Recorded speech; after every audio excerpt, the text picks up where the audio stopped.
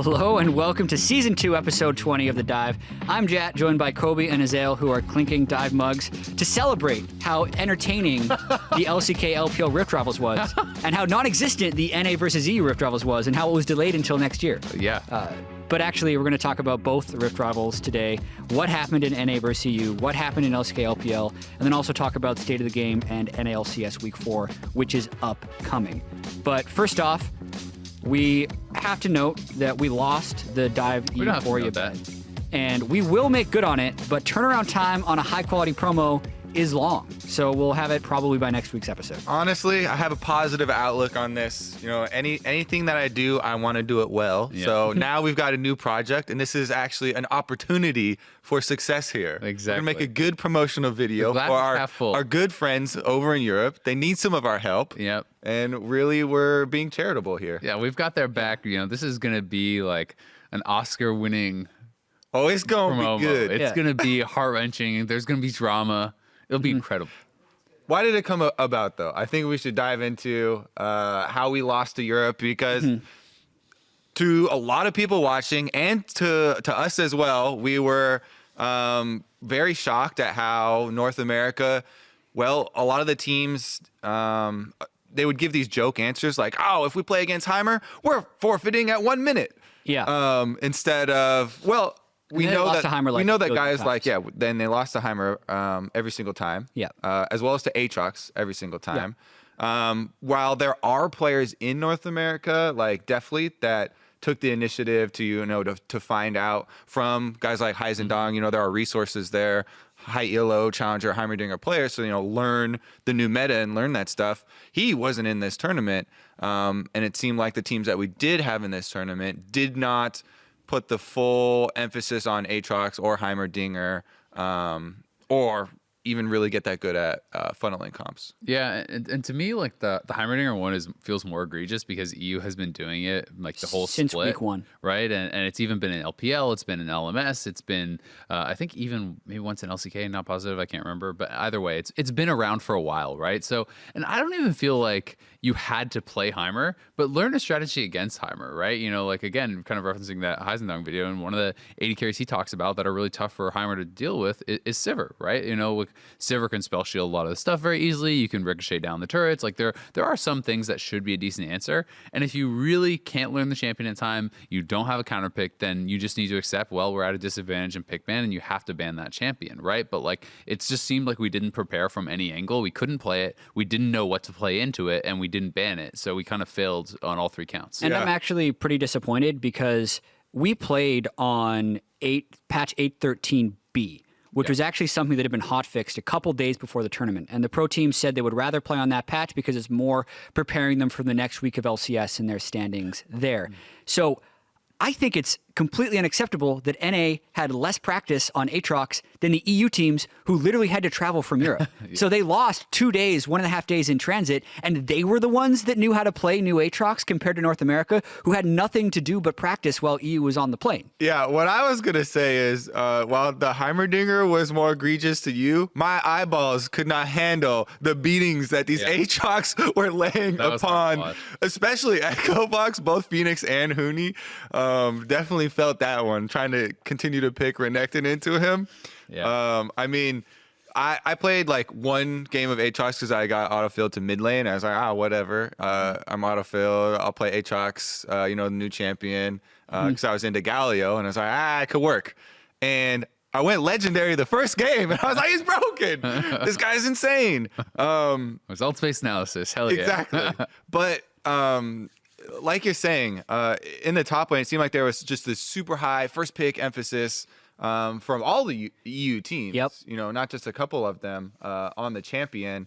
And maybe it was a case of our teams are, trying out these counters and are like, okay, this Renekton, they found something with that. Or I really liked Fiora from what I saw from it in other examples of high elo solo queue and stuff. It felt like because, our teams, the other way to look at it is our teams were like, okay, we're going to play it on the new patch. and we're going to learn a lot during Rift Rivals. So when we get back to LCS, then we're going to have then all we're this gonna ban it. practice. It's like those were the scrims that they were trying it out against, right? Exactly. Instead of like doing those scrims before Rift Rivals, then use it in Rift Rivals. Phoenix goes in on Renekton. He gets slammed, and he's like, "Yeah, but he probably just played it bad. He probably just played it bad. I can do this." And well, now we know for sure. Oh my goodness. So one other thing that I kind of want to point out is I also didn't like what the NA teams ended up doing with their rosters. Obviously, 100 Thieves had executed the Meteos trade the week prior to Rift Rivals, and they had submitted Brandini and Levi to their roster. And that's worth noting because they couldn't necessarily play Onda since the trade had happened after the roster lock. So therefore, they were playing their sub-roster from Meteos, who they traded away. So like, I think when 100 Thieves hits LCS, they're not even going to be playing the Brandini roster. This is just my guess. They're probably going to be playing Onda and Someday. So they were playing a roster they never played before at Rift Rivals. And Echo Fox as well wanted to get DeMonte reps because he's been suspended for all of the spring split. So they were playing with weird rosters that they hadn't necessarily put forth before. Their whole thing is about having like two different bottom lanes, one that is Adrian and Lost, and the other one that is Altec and Fang, but they didn't actually bring Fang or Lost, so they had to play with a mismatched bottom lane as well. The mistakes and the disappointment like goes on from not only champion pool to also rosters that the NA team submitted. So those are some of the reasons that I think NA lost to EU at Rift Rivals, but I think the most prominent one is the fact that Europe was just more practiced on the strategies that they brought in, and I thought most of their strategies were better. Yeah, their teams definitely deserve to win. But looking at from the other side, just to argue maybe for the organizations a bit, while we don't, like those didn't give us the best chance to win all those changes and stuff. True. And some of them, their hands may have been forced, right? There have been so much talk about what was going on inside of the team and how things were not working out. And from their view, they want to be as smooth as possible when they start playing the LCS games again to try and qualify. Because 100 Thieves, they have a very good chance at qualifying for Worlds in their first year. Like, that's insane. So, to me, still, what happened inside of 100 Thieves to spawn all these roster changes and the Meteos drama and all that stuff, it had to have been super dramatic. Yeah. Because if I was in charge of that team, like, I would have done everything in my power to not have that come about. You're right? tied for first. You just made the finals. Your brand is blowing up. So I'm giving them the benefit of the doubt. I'm like, there must have been some crazy stuff that was going on that they're just like, it cannot work because long term at least. Yeah, because from the outside you're like, okay, there's the problem here though is you're using logic, right? And I totally understand it from the logical team owner and team perspective, but I want to be a salty NA fanboy and be pissed that our teams didn't take it as seriously, right? Like, it did feel like the European teams came in more prepared, better practice on those on the actual strategies. G2 clearly looked like the best funneling team. They knew Aatrox and Heimer. I was actually like kind of blown away when I was looking at it. So EU got 8 wins at the event. NA got 5-4 in the groups, then 3-1, right? 7 of their 8 wins were Heimer or Aatrox. Like, come on.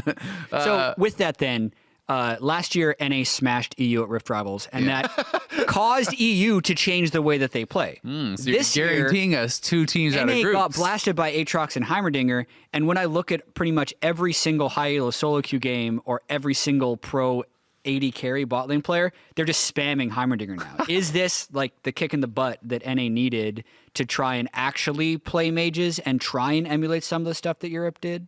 Yeah, I mean, I would say if this spawns a change in the holistic view of how they approach the game, then yes. If this is just literally specific cases of this champion and that champion beat us, all right, we're gonna learn these 2 champions. Then like, that's not gonna do anything for us. Okay, they'll learn Heimerdinger or whatever. He may or may not even be good by the time Worlds comes around or whatever.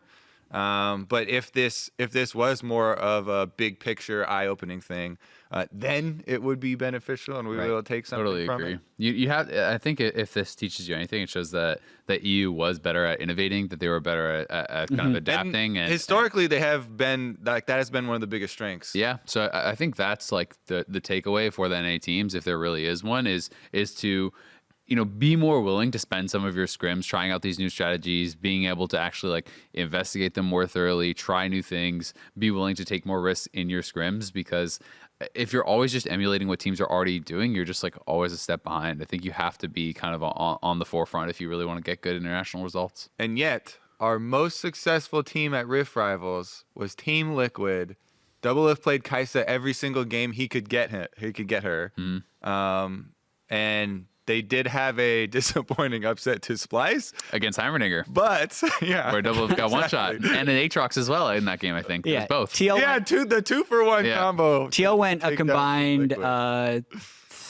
2-2. Yeah, and Echo Fox went 2-3. So by a hair, Team Liquid was more successful than Echo Fox. Yep, and I think my thing again is not that, oh my God, NA, why didn't you play these champions? It's just you need to understand your strategy well enough and how to play into the champions, right? Like we've seen we'll get to LCK and LPL, but like a lot of the best teams are playing purely marksman. You don't necessarily have to play a major bot, but you do have to put in the time to understand what these champions do and how to play around it. And I think that very clearly there was tons of examples, not just from the people laning against it, that our players did not understand what these champions were doing. I saw so many times the Aatrox W, the Infernal Chains, where people would get pulled. They'd try to run out the back, which you can't do. They get pulled back into the middle, and then they flash because they don't even understand that they're going to get reset. Like the Levi 100 Thieves game against G2, that was another example where he's popping off on Graves. In the final fight, he gets Infernal Chains and then doesn't flash out of it and then gets pulled in back into the middle team, then flashes. Like, that happens so many times. People just don't understand even what the characters are doing, and that's just unacceptable. I would counter with there's a difference between understanding and the muscle memory and the reactions, because while you can look at it and read it and understand, okay, this ability, that lays down a slow zone. If you don't get out, then it's going to pull you back in or whatever, and the back is super long, so don't try running out the back. I have still even been in situations where, like, in the fight, there's so many things you're tracking. Like Levi in that case, he's trying to literally 1v9. He's like, all right, there's a stun coming from here. I got to worry about this guy. The damage is open here. And he's like looking at all these things. You don't yet, because you haven't had enough reps against that, have that ingrained in the process, of your decision making, which is literally in League of Legends is like the most important part about the game is that everyone has these instant reactions, right? Because they've been in situations that hasn't been added to the list yet. Yeah. But I totally agree with you that those are the types of things that it probably doesn't take too many reps before. I do want to combo off that a little bit before we move on to the LCK LPL Rift Rivals, because I was thinking about this over the weekend.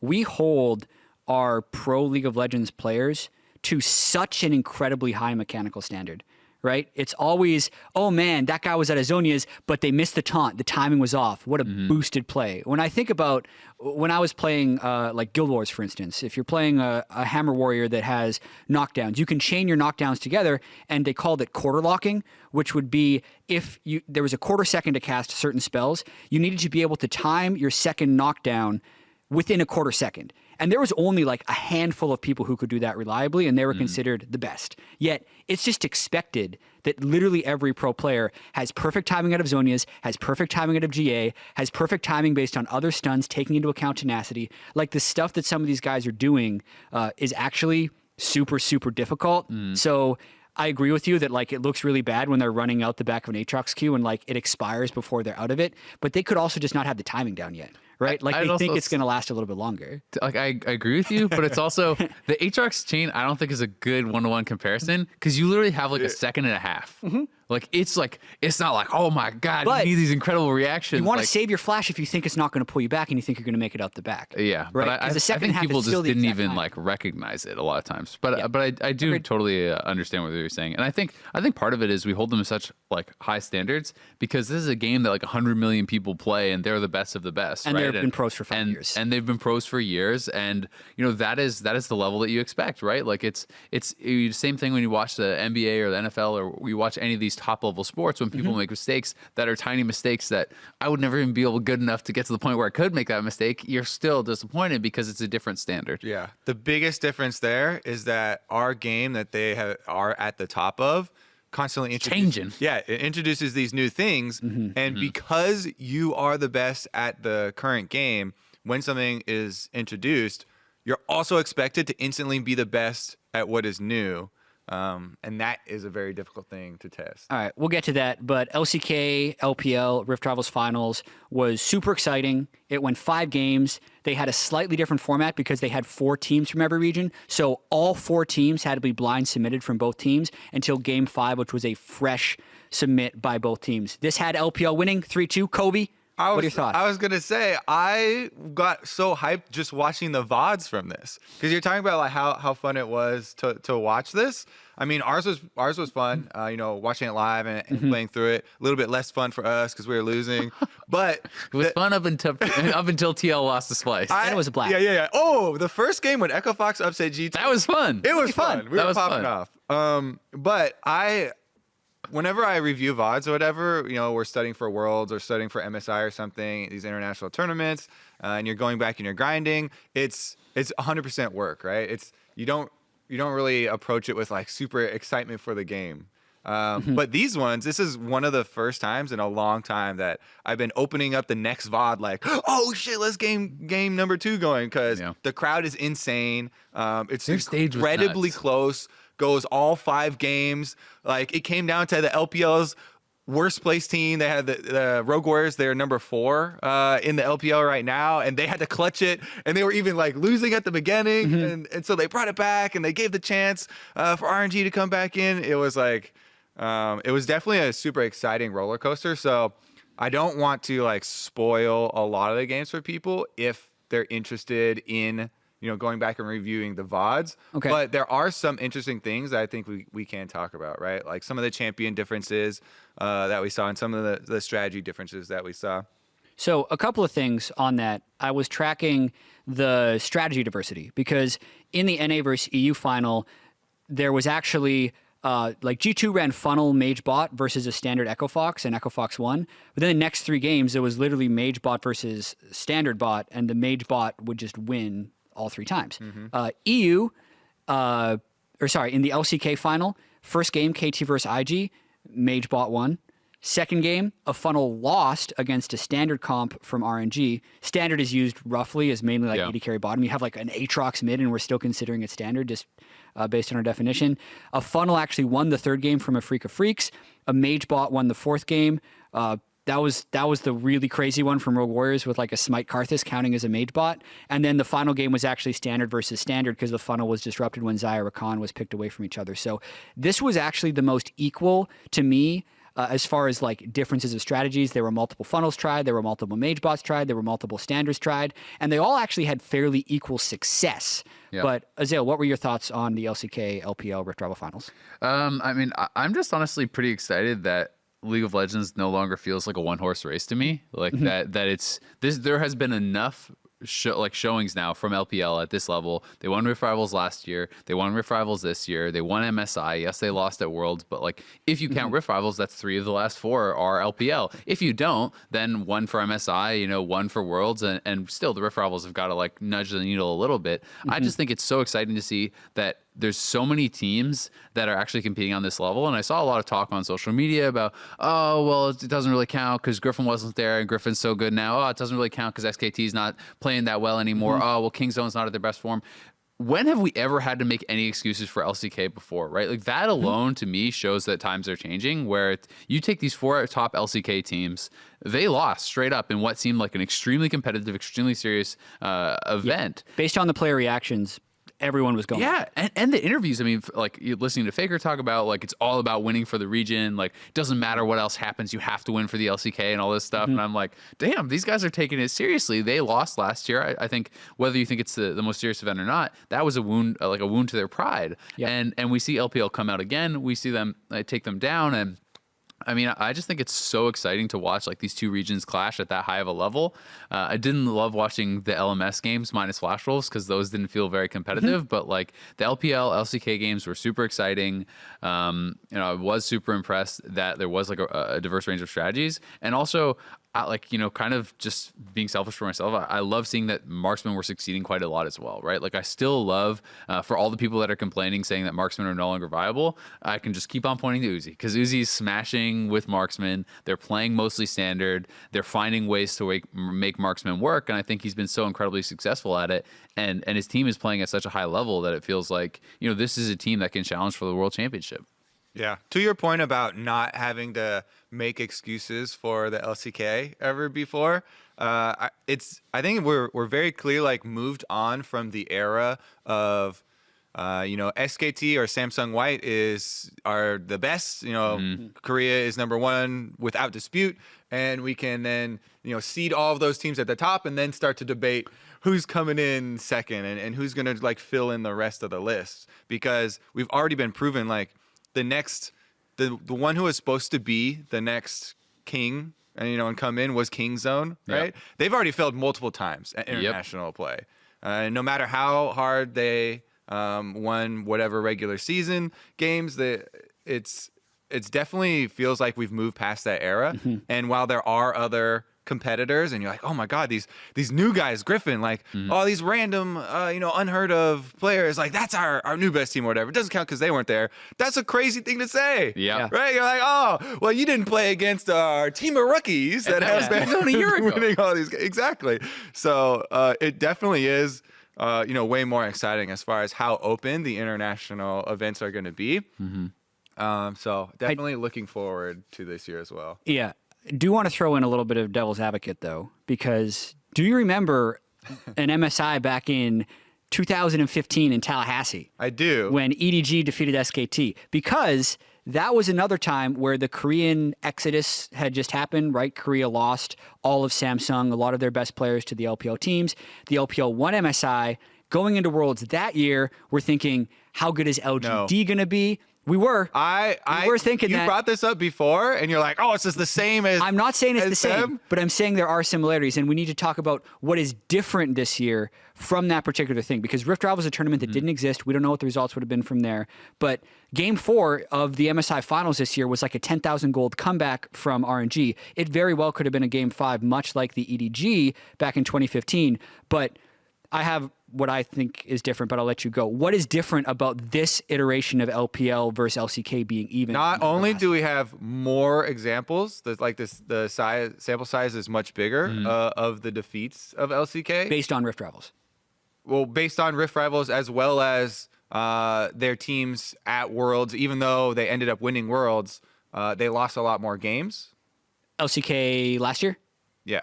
Yes, SKT had a harder time, but Samsung swept through. That's true. Samsung did sweep through. But yeah, in addition to there being more examples, more games, I had another reason, and you interrupted. I mean, RNG now I forgot. is like the almost all Chinese team, right? Like, that's one thing that does give me more faith too. That it's like their region is actually just developing. There's so much talent coming in. When you look at you look at Jackie Love, and you look at like iBoy, and you look at all these guys. It feels like this feels more built up than purchased, which gives me more faith in their region, as well as the fact that there is this massive sample size. You know, it's not just one example, and Rift Rivals wasn't there before, to your point, but I do think like it's also really exciting that it's not just EDG beat SKT. It's a number of different LPL teams are taking games and being successful against the biggest teams. Like Kingzone was 0-2 in the group stage, right? Like they have been struggling, but it's not just them, right? It's not just any one team. Lots of LPL teams are winning, lots of LCK teams are losing.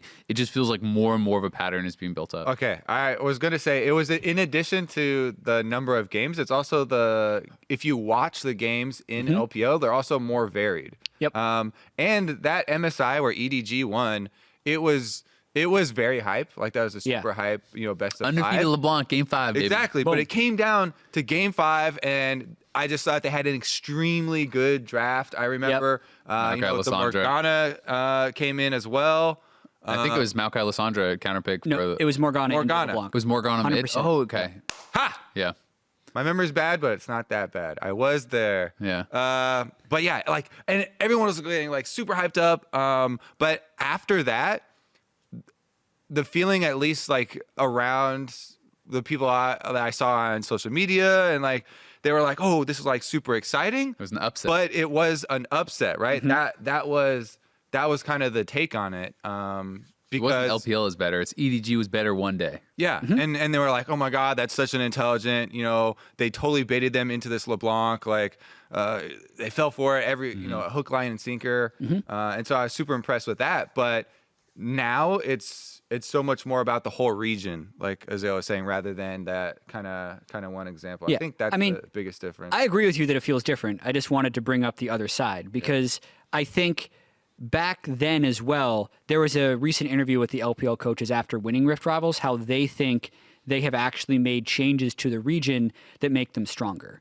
I've been saying for 2 or 3 years, based on the player base in China and the player skill, that it should just be a matter of time before LPL is the dominant region. And it always kind of blew me away that Korea was maintaining such dominance over them.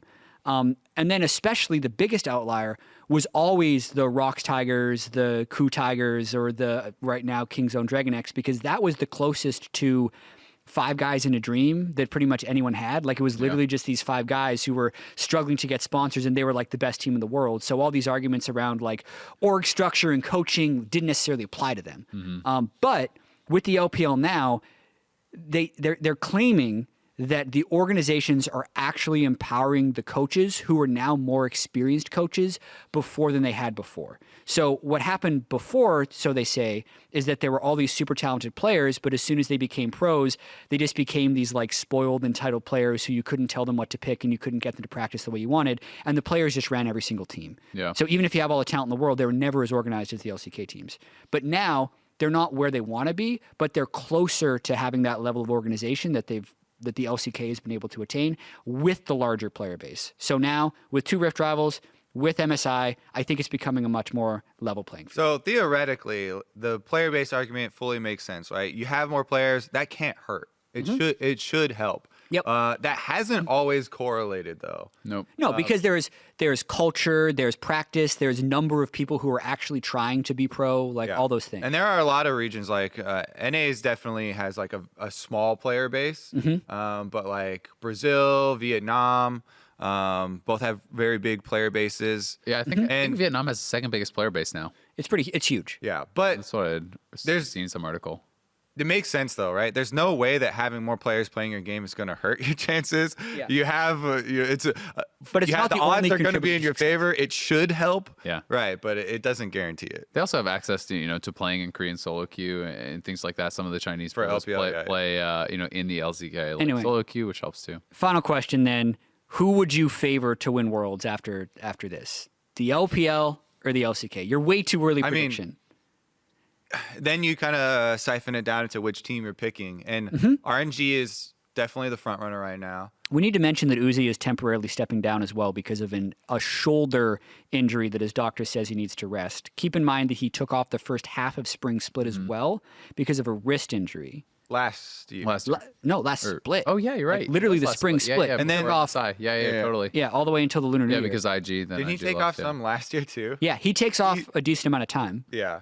So not worried about Uzi's shoulder. I guess I'd say LPL. I mean, I think I'd favor RNG. Like, I don't know that I necessarily favor all their teams over all the other teams, but the fact that Kingzone has been failing internationally consistently, the fact that SKT is looking like weaker than ever. Griffin. The fact that Griffin has not shown me KT didn't lose any games at Rift Rivals, bro. The fact that they didn't even think that they were good enough to send out again, Kobe. Don't send out the undefeated team of chokers. Yeah, Kobe. exactly. But I mean, Griffin, you want to be like, oh, but what about Griffin? And maybe they will totally perform, but I can't, like, if I had to bet right now, if my life depended on it, I couldn't bet on a team that I've never seen play on the international stage, because Griffin right now, like I said earlier, feels like Kingzone a year ago. Yes, it is like Kingzone had more experienced players and so on, but it felt like this unbeatable team. You could never crush this team because they have too much talent. They're too good. They're too, like, they work well together, And then we saw Kingzone go into Worlds and get slammed by Samsung and then lose at MSI and then lose here. So until they show me that they can do it, I probably won't believe it. If I had to bet today, it's on RNG. LPL's favored. Yeah. To address the Uzi thing, though, because he's taken injury time off so many times, I'm not worried at all. I don't even consider it an injury time off anymore. I feel like that's what they say when he wants to take a break, because he's so rich and he can just stream and he can, do whatever he wants. He's literally the most popular player in the most populated region. Yep. So biggest league star. He can actually do whatever he wants. Probably just the biggest any game star. And he still comes back every time and he kills it. Yep. So I'm like, all right, he's taking his breaks and he still came back and he still was, the best AD carry. So you can take a break then, Uzi. Go ahead. All right. That was cool. Who are you favoring? They also their backup. Oh, wait, what was their backup's name? Abel. Because he was good. Yeah, Abel was actually good too. They mentioned that he's actually won all of the matches he's played in the summer split so far. Yeah, and he had like 20 kills in one of them. So he smashes. Who are you favoring? Got to answer the question. I said RNG at the okay, beginning. Okay. I'm going to give LPL 55-45 Okay, there right you go. now. I predicted RNG at MSI as well. I've been hoping that Korea falls for like decades, but no, more. 40 years ago. It was supposed to be us. NA who takes down Korea? No one thought that except us. Yeah, it was supposed to be everyone who's. I didn't say it was going to be, but it was Supposed to be. Yeah. I'm with you on that one. We're aligned. All right, we're moving on to the meta. Yeah, I want to talk about state of the game a little bit. Even though we don't have patch 8.14 yet, we still have a lot of developments from Rift Rivals and kind of what that means for the game. I thought that Reckless had a very interesting interview with Travis over MSI. As many people know, Reckless benched himself for Bwipo earlier on in the split, and he said some stuff in the interview. He basically said that in Fnatic's eyes, AD carries should not be playable if you have a talented mage or bruiser player in the bottom lane, and that as they move towards playing better and better competition, it's the superior strategy. So when Travis pushed him to basically say, well, what about all these other teams that are winning with AD carries? Reckless said, well, I think that's because they're playing against first-time Vladimirs, first-time Swains, and they're actually just not doing it properly. So as far as Reckless's arc, he thought they were going to buff up AD carries again. And now that they haven't, he's now starting to play the mages. So he's kind of in this murky ground where he doesn't feel like he has a place. However, we are seeing still different teams taking different approaches. And I wanted to kind of update again where we think the meta is. Is it in a place where there actually are 3 viable strategies of funnel, mage bot, or standard? Or is there one strategy that's starting to reign supreme and it's just a matter of mastering the champions? I think that being able to do all of them is an advantage, but you can succeed doing any of them. I think that they're all viable, and I think for Reckless to say that the only reason other teams are really successful is because the people they're playing against aren't playing it well enough is like you're living in a dream world. Like that's just you being in denial to say that Uzi and RG, who's beating everyone in LPL and who just beat everyone at Rift Rivals, and like that no one can play these champions. I really don't think that it's only in Europe that these teams are just like so much better than everywhere else in the world. I just think that these players are better practiced at the marksman. Their teams are playing better around it. And I think that you can play a variety of strategies. I think that Fnatic would be well served by being able to run both, and having him back on a marksman, if they can work that in, is very advantageous. But I think at the end of the day, it's better to have one person who can do it all, right? Of course, but not many that's players not realistic. can. Exactly. And I mean, Deft did perform very well on Vel'Koz, for example, and that's going to be an advantage for any team who has the flexibility to do it because you don't need to make a sub before the draft, so you're not giving away your strategy. That being said, though, there's examples of teams who are doing almost exclusively one type of strategy for almost all of these strategies and being successful. So I don't think you need to do it. Griffin and teams like this, are doing so much mage bot. G2 is doing all this funnel. RNG is doing all this standard. TL is doing all this standard, etc. Like you can do whatever you want as long as you're good enough. I did really quickly take some numbers from just the NAEU Rift Rival final and the LCK LPL Rift Rival final. Mage bots were 6-2, funnels were 1-2, and standards were 3-7. Just to add some very small sample size data into it. Kobe, what are your thoughts? I think so. I do agree that it's definitely an advantage to be able to play both. Yeah. And when all the complaints were coming up, I understood where the complaints were coming from of people who have only, played AD carries or whatever for their whole life, their whole league experience, right? Multiple years. However, when AD carries did make their way to mid lane, right, we had Lucian and stuff like that.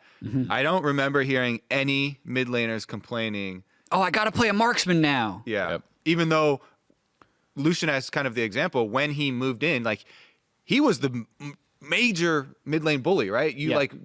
Everyone just got like pushed out when he first made his way in there, and like you couldn't play like a lot of things into him, Xerath and anything like that. That's just kind of an aside, like the holistic view. And I know that they are trying now to make more small changes to try and accommodate the possibilities of using all types of champions down there. Yep. Which is like a very it's lofty goal. It's an ambitious goal, but it's definitely what they're going for. Right, but it's what they're going for. And we don't have a lot of time, on this patch yet. Still, we're looking back at the data for pro games, and there are plenty of examples of both sides being successful. And it's hard because we don't have that level of the pro player as far as in the matchup, feeling what it's like. But we can look at the pro games. Plenty of them are being successful with them as well. Also, if you want the bigger sample size, you always go to worldwide solo queue. You can draw from that and the win rates, which, to be fair, do not always correlate with professional picks. We have had many times had like 40% solo queue win rate champions be pick and ban or close to it in professional play, like Azir and things like that. Scattered throughout the solo queue, at least, numbers are AD carries. The consistency here, though, is that the ones that rely very heavily on crit items are much further down the list.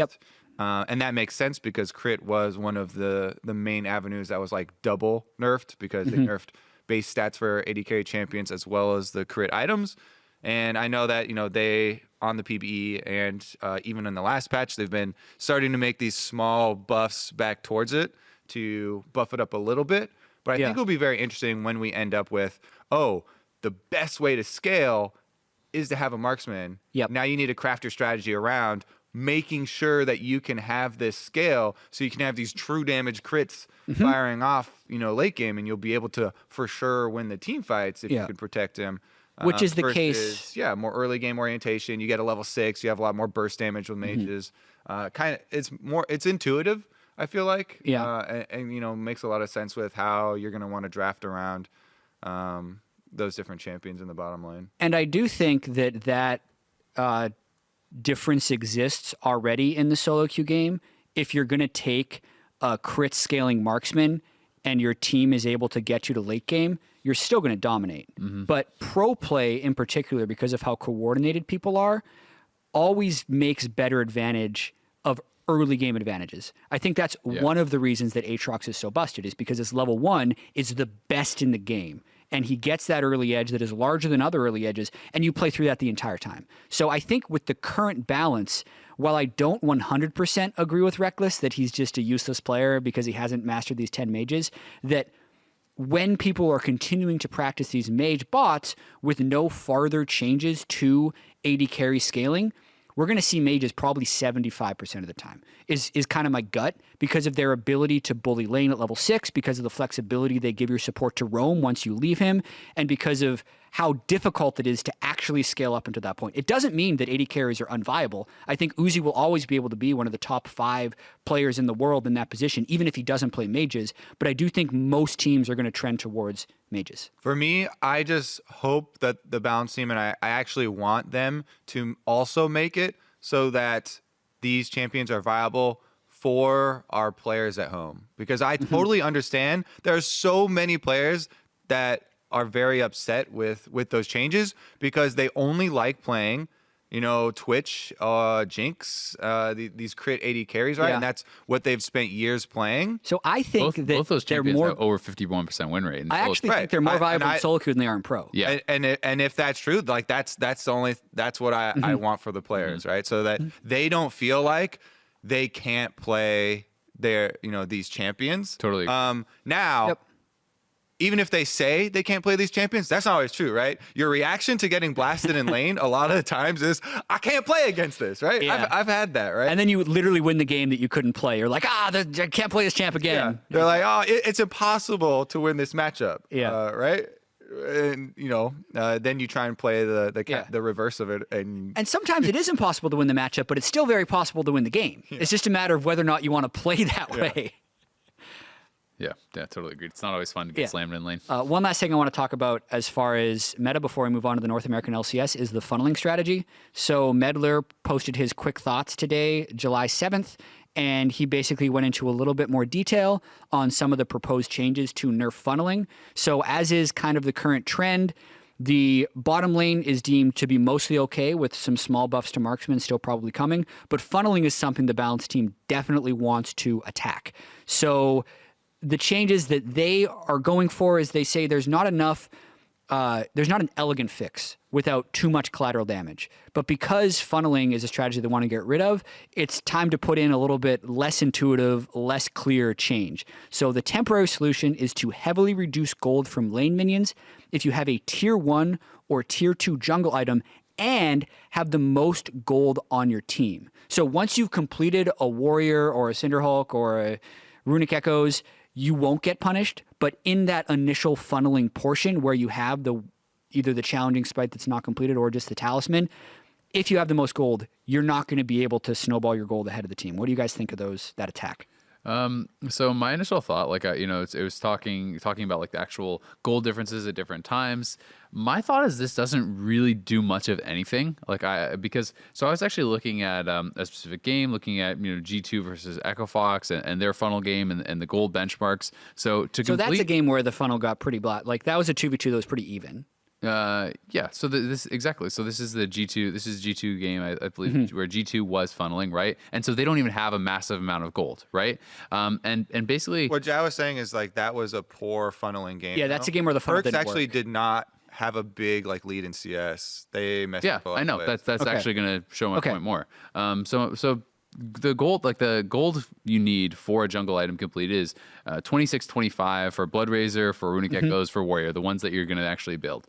Right. You actually reach, even in this game, Perks reach that gold benchmark at about 7 minutes. Okay. Right. So it's like, if we talk about like benchmarks, gold benchmarks at 15 minutes and how far ahead they are, you can get that completed gold item at 7 minutes. Like you're not actually massively ahead most of the time in gold. But would you get it at 7 minutes with the nerfs is the question. Yeah, because he has the most gold. He's not really ahead of the rest of the people on his team, or very slightly, right? Like a lot of people, I feel like, I mean, maybe it is gonna make a bigger difference than I think, but I just feel like you can complete it so early that it's not affecting your scaling for the most part. And generally speaking, in the gold funneling games I've watched, maybe I'm misrepresenting this, but I feel like they are not massively ahead of where their top laners are and some of their solo laners are. But as long as they're ahead at all, they're going to get less gold. The degree to being ahead doesn't matter. Like that's the whole point, right? If he is 10 CS, 2 jungle camps or whatever ahead. Well, you're still getting more gold than that person though. Like so, because yes, you are getting 10 reduced gold on the minions,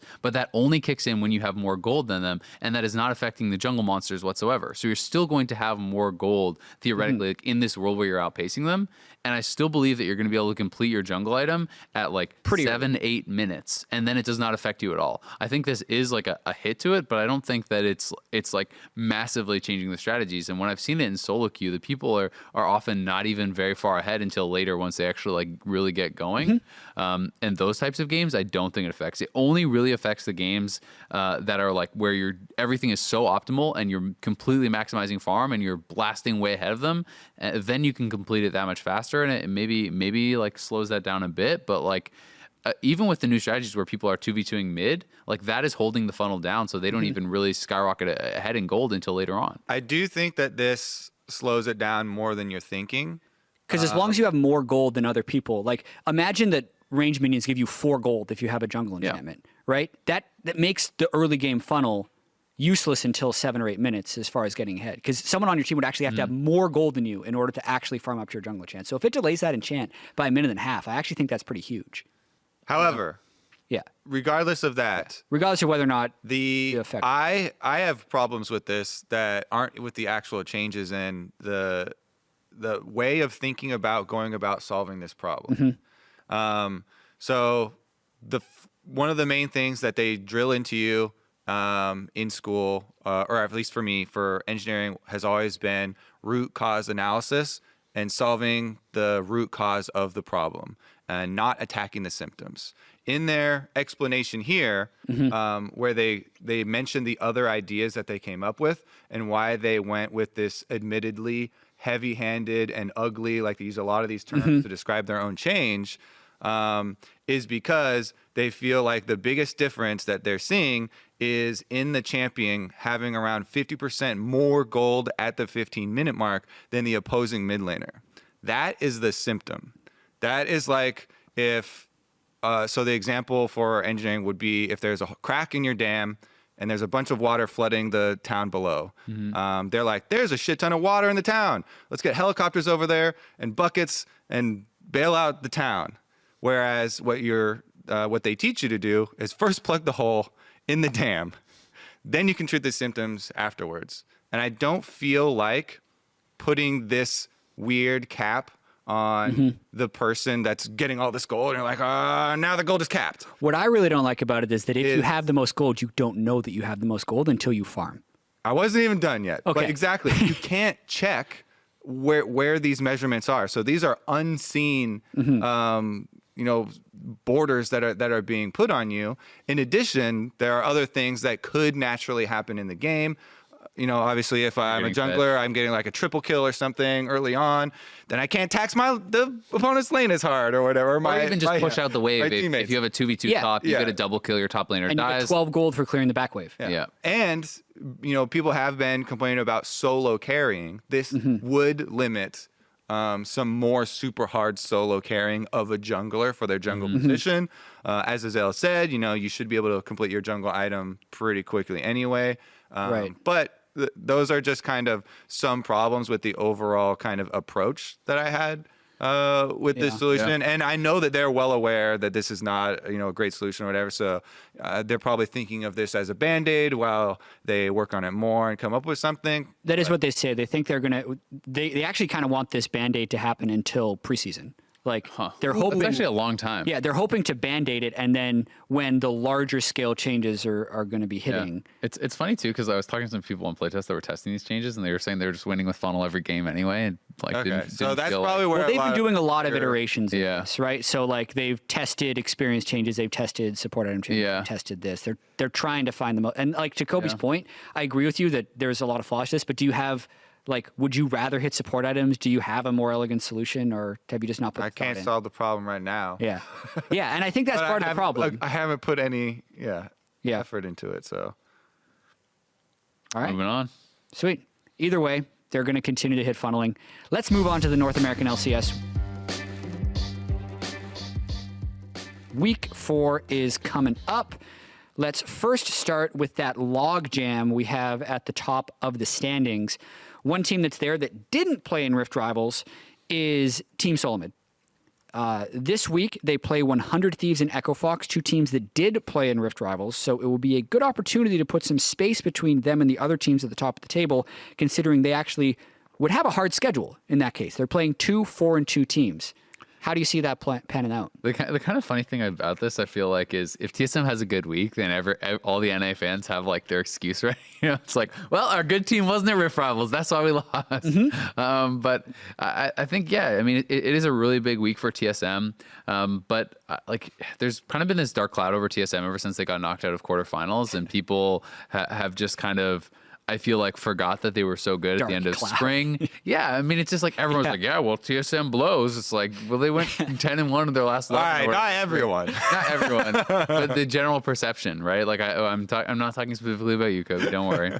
But I do feel like this is an opportunity for them to kind of prove themselves, right? Like it seems like they have been really working hard and kind of trying to improve. But there's still questions about their roster, even like, Grig and Mike Young and these sorts of things. We also don't know why didn't they pick up media? So maybe they want to. We don't know like what 100 Thieves is going to run. We don't know what Echo Fox is going to run. So this is kind of like a big week for I think all those teams, and maybe trying to like solidify what their roster is going to look like going forward. And really showing again that they can compete at the top. Yeah, and for TSM, I wonder if we're going to see an actual change in strategy from them versus continuing to play Varus, Kaisa, I think that's what we're going to get. Did you see forever. Bjergsen and Grig practicing funnels on stream? Yeah, that was like 2 weeks ago, dude. They should be super polished by now. Yeah, could very well be the case. I don't expect. I think if TSM doesn't do well this week, it's a really bad sign. I think that especially with 100 Thieves most likely playing with the new jungler and Echo Fox actually looking like the weakest version of Echo Fox we've seen with the way they lost at Rift Rivals, this is technically a golden opportunity for TSM to actually move into first place, or at least to tie for first place with Team Liquid. So these teams do have different goals, like slightly different goals, because Echo Fox, 100 Thieves, Team Liquid, they went far in spring. They have lots of championship points. These teams are trying to win spring, and then the second spot is awarded on championship points. So those two teams can immediately go to Worlds. Some of these teams, the large percentage chance for them to get in is they're going to have to play their way through to qualify for the third spot for Worlds, right? Right, So you'll regional have to play qualifier. in the regional qualifier anyway. And TSM, because they got knocked out so early, they don't have a lot of points to rely on. So as long as they get to a point where they feel like they're strong enough to go through the regional qualifiers, that might be the main goal. I don't know if the main goal is always to win, right? Always to win spring. But some of these teams, I feel like, should be adjusting where they're looking at for their endpoint if they're going through things like roster changes and they're trying to shift things around. Then you kind of have to focus, right? You can't go for everything at once. Yeah, TSM needs to look more short term maybe than some of the other teams, because like you say, like they don't really have championship points, whereas 100 Thieves is kind of sitting in a better spot. If you're 100 Thieves, you just made a big roster change. Maybe you try to really figure out your style and look more towards Worlds, because you're guaranteed to at least be in the regional gauntlet, whereas TSM isn't even guaranteed that, right? Like they need to get a good seeding and do decent in playoffs, and playing the same way that they have played and what they're comfortable with probably is the best chance. Like I was just looking at Sven's solo queue, and he has been putting in some Heimer games and whatnot. Like he has Heimer games, he has Mord games, he has all these different bot lane games, but his top 7 most played are all marksmen, even in solo queue, right? So it's not like he's spamming these champions and he has 15 games of Heimerdinger or whatever. So they're like, he's putting in some time, but I'm thinking that TSM have always struck me as a team that like, this is the way we play, and we just polish this way, and it feels like that's not going to really change because there's like other factors that they're probably more concerned about getting right, which is fitting in Grig or fitting in Mike Young and really kind of working better together. Yeah, he has 17 games on Heimerdinger. Okay, there you go. Well, And because his 80 carries spawn through spring as well. Like Sven is actually, to me, a player that's played a lot of these in solo queue, but just hasn't brought them out in LCS. He's got 42 games of Swain, 37 games of Vladimir, 23 games of Brand, and that's just on that account. is Sven even who you're looking at if you're looking at improving this team too? Because I think Mithy, and even self-admittedly, he's been in his own eyes underperforming pretty heavily. Yeah. So I don't even know if it is that much about deciding on the specific strategy to run. You can say, okay, we're decided, we're going to play all or most of our games in this way, and they need to work on, individual improvements from the underperformers, and then on the cohesive team strategy, just to literally get that down. Mithy's having a rough time in solo. 2-13 in his last 15. Ooh. I know. How's his Gragas, by the way? He's someone who I've seen play a lot of Gragas. He has 38 Gragas games played, 53% win rate. That's the one pick that I've seen a lot of from these guys in solo queue, but it just hasn't made it to the LCS. He has a 70% win rate on Thresh. Where's the Thresh, man? Where's Thresh at?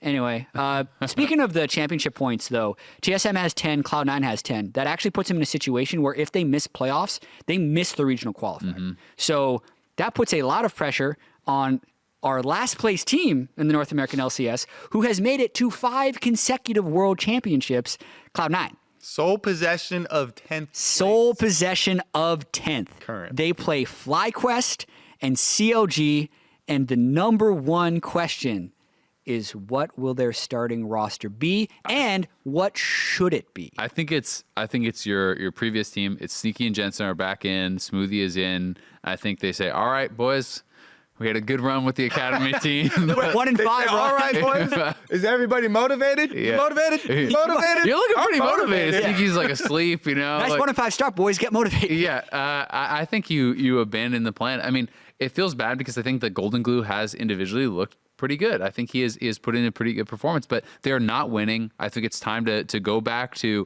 your veteran players. I mean, I've had this conversation with a couple pros, and everyone's kind of like, yeah, well, Jensen and Sneaky probably would have had a couple more wins at least. You know, like everyone's like, Because a couple more wins means they're 3-3. Exactly. Everyone's like, well, they can't be that bad with the regular team. These guys made it to World Quarterfinals. I think it's time to go back to basics.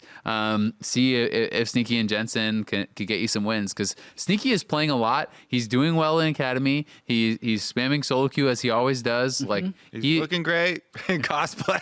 He's looking good. Looking good, He's playing good. looking cute, feeling cute. You know, he's doing good. He's motivated, man. He's an all around. He's a modern man. So I think that's a hard thing to argue against, because no one's going to be like, hell yeah, I want to see some more of this. They got us to 10th place. It's pretty easy to be like, change some stuff up, bro. Yeah. And especially when changing some stuff up is going back to the person that everyone wanted to be playing in the first place. All the fans have wanted Sneaky in the first place. He's a big fan favorite. He has had success with them for so long. This is an interesting point. And there's a little bit of a tangent, but because we've had so many, player swaps and the trades are getting so much focus, while you do want, to build a big fan base, right? And like you're saying, Sneaky is the fan favorite. Everyone wants to see him play. If Cloud9 had put Sneaky in, and they had lost all these games and they were 10th, and we were in kind of the reverse situation, but they had been like talking about this the whole time. Do you think at a 10th place Cloud9, if they had played with the old roster up until this point, do you think people would be calling for the reverse and bringing up academy players? Because what people really like is winning. Yep. Yes. Now, and making worlds. Do your sponsors and your fans, they love, individual players and personalities. Do they love that more than winning? Now, that hasn't, panned out or whatever. You're not going to instant be undefeated or whatever if you switch. But theoretically, if we push it to the extremes, I think that's a fun thought experiment. I think no matter who is on your roster, if you have the last place LCS team and the first place academy team, you're going to say, give those academy boys some reps. Even if it's the extremes of you were literally Sneaky and Bjergsen, the two most popular players. Yes, I think if yes. Bjergsen is losing every game, people turn and on the you Blaze quick. Olive is the best player in academy going legendary every game, you put him in for a game if it means you're not going to make it to Worlds. Now, the thing is, this is the worst case scenario for Cloud9. The fact that they did it early when public perception wasn't ready, and now it's failed. Yeah. Because the growing pains of academy players is usually closing late game victories. They have the second best early game in the LCS to Counter Logic Gaming, and then by far the worst late game. Yeah. So based on the hint of success, do you still put Sneaky back in? I think you have to at this point, because otherwise it's just a double lose, and at least at this point you're giving him a chance, but it's because of the results, it's a disaster. And there's no more time to ramp up. Like you said, you didn't finish high enough in spring to even guarantee you that get into the regional gauntlet. They have a big run to make to even make playoffs, right? Like they have to have a pretty damn decent record to even get to playoffs at this point, and just getting the first round may not even be good enough, right? Like they want to try to really have some instant results, and I think to your point, Kobe, one of the big reasons that people did not accept this change, of Sneaky being subbed out, is they didn't see Sneaky losing. Right? Like, I think that's a big part of it. You think of Sneaky, you look back, okay, you say, okay, well, yeah, they lost in spring or whatever, but people still have, like, Cloud9 as a playoff team, Cloud9 as a Worlds quarterfinals team every time, and Sneaky there for all of it.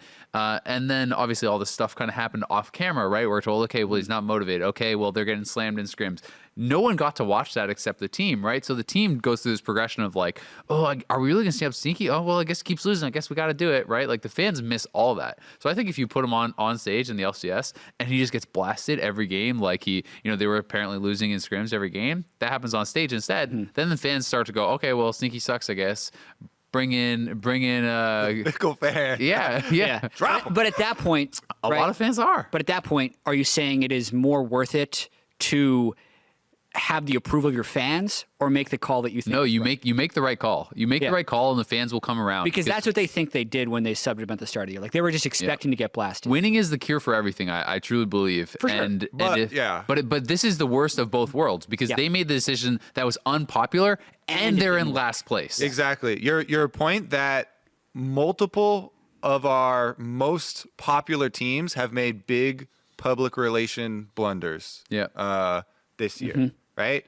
The Cloud9 one, obviously, they could have handled it a lot better. Even if they did the exact same changes, like if they had approached it better and been on top of it earlier, it would have probably come across at least a little bit better. Even if they didn't have people fully on board. 100 Thieves as well. They felt like they didn't have anything ready to go, and they were catching up. That's why all like, something crazy must have happened on the inside. And even back to the beginning of the split, TSM's change with double lift and stuff like that was, everyone knew that was going to be a big fan thing as well. So yeah, there's still a lot to be solved. They can definitely improve in some of these areas in the next 6 weeks of LCS. Does Cloud9 make playoffs? No. Just blanket statement right now. I think yes. I think they're going to do it. I just want to make playoffs. I want to see them squeak into playoffs. So then our stories for the regional qualifiers are going to be like, can they make the miracle run again? You want to do a bet? I don't feel confident enough to make a bet. This is just a random blanket statement. Oh, I don't feel confident. They're 1-5. They're alone in last. I'll take a bet. What the hell? Yeah. All right, they'll make playoffs. All right, we'll make Shame. Okay, Shame. Well, what do you want to bet? What's the bet? I don't know. Wager's going to have to be decided later. Twitter, send us ideas for the Untitled Chat bet. We'll pick the best one on the next episode, because the payoff for this is playoffs. It's like 6 weeks away. I just think that the teams, like my initial gut reaction of them not making playoffs is just because you look at spring, all the teams were so close together already, and it feels similar to that in summer, but they're starting at a 3-game disadvantage. Oh, yeah. I'm getting some good ideas already for this bet. We'll cover it later. It's involving Cloud9, and they are heavy into cosplay. They are. As well as putting makeup on There's dudes. probably some type of cosplay related. So you're saying they do get in. He's saying they don't get in. If they make it into the regional qualifiers. Maybe the winner wears cosplay. Who knows? The winner puts the makeup on the loser, who has to cast Cloud9 in the regional qualifiers in the makeup. Boom! He's not even a caster anymore. That's true. Maybe you go cast. We'll put him up there. I mean, especially if Sneaky's still in the academy In a team when they make wheelchair. playoffs. Maybe like cast the academy finals in cosplay or something. We'll see. Oh yeah, I'm feeling this. All right, we'll figure it out. Nothing locked in yet. Let's move on to Twitter. Amin Issa, Dr. Uthgar says lots of players talk about not sleeping to practice for this meta. Tons of cognitive function literature shows the degradation of performance because of lack of sleep. Sure, grinding games familiarizes players with champs, but quality over quantity. Thoughts? How many players have talked about this? I saw some stuff about LCK players talking about like, burning the midnight oil, like everyone's not sleeping to do it, but I haven't really seen. I mean, LPL coaches talked about at Rift Rivals how they frequently practice from noon until past midnight. Yeah. So like 2 a.m. or something, and then they start again the next day, so like 14 hours a day. And that's super extreme, but you could still sleep your eight hours during that. I mean, I think if you're giving up sleep to practice extra, that is not going to actually help you, and especially over time, I believe that you are going to like really pay the price. You are going to get worse and worse over time, and you can yes, you can be super extreme. You don't need to practice more than like 14 or 15 hours a day, which still gives you some time to eat and 8 hours of sleep, right? And that is the most extreme. The difference between 14 hours of practice and 8 hours of sleep versus 18 hours of practice and like 4 hours of sleep, Yeah. the 4 hours of sleep is worth much more than that extra 4 hours of practice. Yep. In that scenario. Yeah, I actually looked at a lot of the scientific studies that they did when I was in college in this area because I was very curious about, procrastination, How to maximize your all-nighters, efficiency. stuff like that. Justifying your procrastination. It was overwhelmingly your retention, your long-term retention, drastically inhibited if you are losing out on sleep, because your brain needs that time to reset, or you'll develop these chemical imbalances. But in the short term, like if you cram right before the test, your short term, you should be able to like keep that, but that's not what you're training for in League of Legends. Like I keep trying to like bring up, you're training for, these instant reactions, right? So you don't have to think through a lot of the processes, and a lot of it is muscle memory. So I think a heavy training schedule is important for a game like this, so that you get as many things to practice down that you don't have to think about them and they become natural reactions, but not at the cost of at least the baseline of sleep. Yeah. Normal sleep. I've heard this one, and I've heard a few players mention as well. Since you did the research, I want to ask you the question. This was You're the years source ago. of knowledge. on this We're topic. testing your cognitive. Yeah. Cognitive. all right, I got you. Multiple As he goes Let nights. me go Google it. find it again. Okay, multiple nights of having a lack of sleep drastically inhibits your attention or learning ability. But one night on short amounts of sleep doesn't have that big of an effect, is what I've read. So, like, as long as you're well rested, you can have one night with 4 to 6 hours For the of World Finals, and be, all-nighter. be fine. But it's when you have subsequent nights in a row that it starts Yeah. to have a negative impact on your performance. I looked these up when I was in college still. So if you're grinding, you can have that one night before the tournament without much sleep, and it's fine as long as you got good rest the night There's- before. I do remember, I think it was like 3 days in a row of like 4 hours or something of sleep. They did a test, and someone who was drunk, like their blood alcohol level was like twice the legal limit or something, performed better in this person that was test than the person that hadn't gotten the sleep. Yeah, there you go. More justifying. Kobe's like, well, I can get wasted and not sleep, and I'll be fine. Put them together, they cancel each other out. Exactly. And I think the last thing I'll say is that I think it's also like the memory stuff. Like maybe you're not punished on memory as much for having one night with a lack of sleep, but it's also like reaction times, I would assume, would be delayed. And if you have poor practice, one of the biggest things, I actually think having poor practice is much worse than having no practice, because your practice lies to you. Right? Like if I'm in there on Aatrox and I'm playing like shit because I'm tired and you slam me, well, is Aatrox bad or am I bad? You didn't learn anything. And in some cases, it actually teaches you the wrong result. So that's why I think even more so in a game like League of Legends, you have to be rested. You have to be performing well to even know what the practice is telling you. Especially in our game where the matchups pro players constantly disagree. Yep. Someone will message me on DM or whatever after I said something on cast that literally a pro player told me this matchup plays this way, and they're like, nah, it's completely the opposite. You just have to hit them with the spell. Yeah. Next Twitter question from Evan Floors at WinterSteel23, who literally made this Twitter account just to send us this tweet. He's What got a lad. one tweet, Appreciate it. one like. That's a man. Actually, says- Twitter should appreciate us. Yeah, for making him sign up for Twitter so accounts in there using. Do we get a referral fee? Yeah. Bjerg has been here for years. He doesn't take an import slot, but people still say he's an EU mid. If he denounced EU and said he was an NA mid, would we consider him to be an NA mid? Citizenship. At what point do we start considering an import to be an NA player? If I like where your head is at, Evan. Dave, our producer, will totally agree with this as well. We'll have a was checking to see ceremony. so I'm going to get blamed for this. We'll make but him denounce Evan is the you. name of our EU writer. Is this from our EU writer asking us a question about Bjergsen? I really tried doubt to it. look I this up. doubt it. You doubt it? Yeah. It's happened before where they sneak in those Twitter questions. Yeah, we'll find out. I don't remember his last name. At what point is an NA mid? I mean, he plays for a North American team, but he's never going to become North American. Like, I mean, I guess if he gets citizenship, you could start. It's not the writer.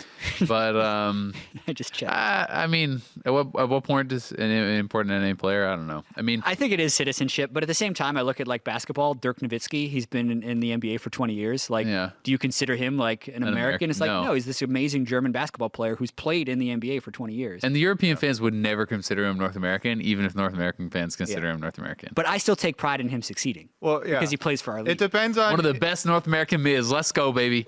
It's an individual's perspective, right? Yeah. Some people are like, wherever you're born, that's where you are, what you're from, and you can't change where you were born. Yeah. So even if you lived here 100 years, If Bjergsen says he renounces EU, he's North American, and eats a hamburger live on broadcast, and eagle soars over his head, then he's American, and no one can deny it. But there's like a certain element of how much are they now part of the NA environment versus the EU environment. Yeah. Like they always say, the longer a Korean player stays here, like Bjergsen is all in the NA. He's all in the NA environment. He's solo queued here for 6 years. He's played on TSN, well, 5 years. I'm losing track of time, but I think there is something to it. Of he's very much an NA LCS player now, and I think that breakpoint actually does happen around like 4 or 5 years, where it's so far in your past that it doesn't matter as much anymore. Like, I've lived now in LA for 6.5 years. I grew up in Canada, and I feel at this point like pretty attached to Los Angeles and Santa Monica because that's where I live, and I still go home, right? But the longer I'm here, the more I feel like I'll always be Canadian, and I've been in the States for over 5 years, but it's individual, totally. Yeah. Give it a few more years. Yeah. Last question. Phil Muir at Snipe Brown says, how would you guys feel about allowing LCS coaches to remain on stage during games and be the sixth man shot caller? Akin to sports like football, basketball, etc., which teams would see the most substantial improvement? And I will say that this is a bit of a different question, because when you say it's akin to sports like football and basketball, there are specific windows when coaches are able to communicate with their team. Basketball coaches try and shout plays at point guards sometimes, and that's like a play calling system. Other teams just run freely and call timeouts. Football, there's actually a window in the play clock where a coach can speak directly to one of their players on the offensive or defensive end only for that little bit of time, and then that person relays it to the rest. So there's some level of communication, but this would imply that a person is literally talking to the team the entire time.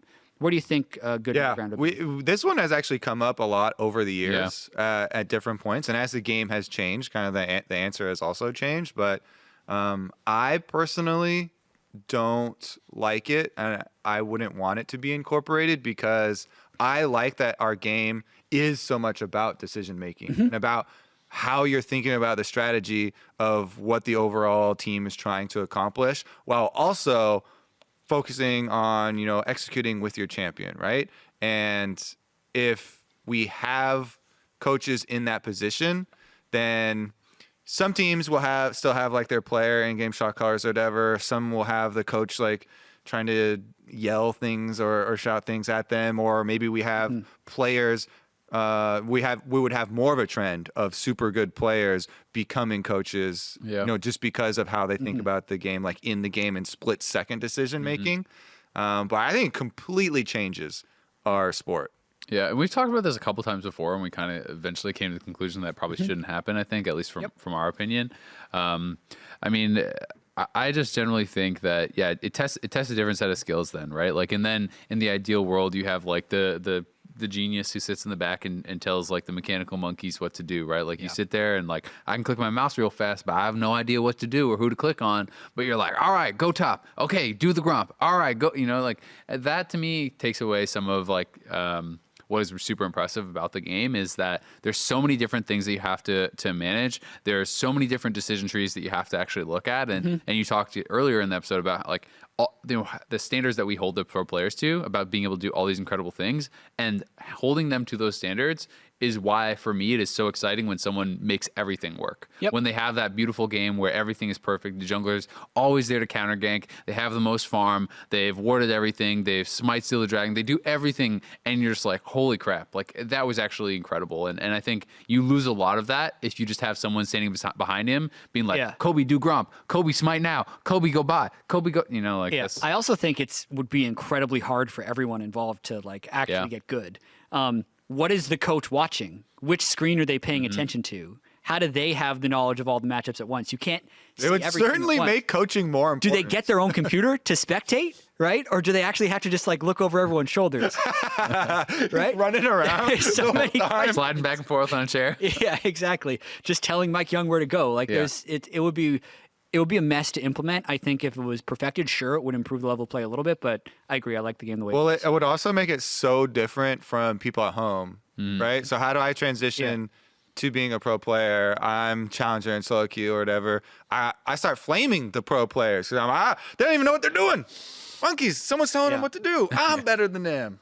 Yeah. Anyway, League is good with 5 players and a coach for Picks Bans. That is going to do it for this episode of The Dive. Thank you for tuning in.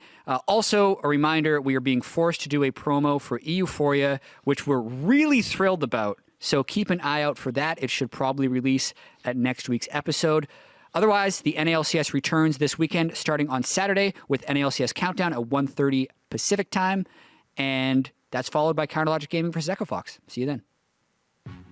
Hey, we got graphics. Woo! Did you see Graphics. Boom, boom, boom, boom. that? It was at the